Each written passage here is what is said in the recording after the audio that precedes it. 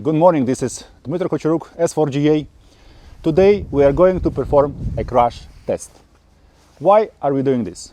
We would like to assess a potential damage that conventional and solar light can cause to the front gear of small aircraft such as Cessna 152. We are going to compare those results to see which light can do what to the small aircraft. Obviously, for the safety reason, we are going to use a car that weighs similar to Cessna 152, so more or less about 1,000 kilograms.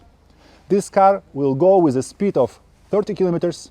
First, we will hit a conventional light, then we will hit a solar light. Both lights are frangible lights, so the idea is at the end to compare a level of damage that both lights would cause to the front bumper of the car.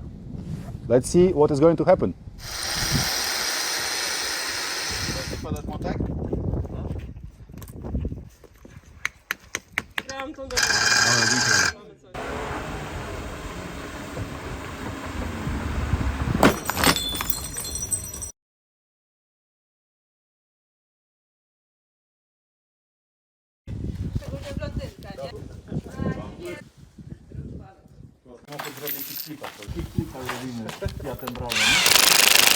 Ale możesz więcej zmieniać.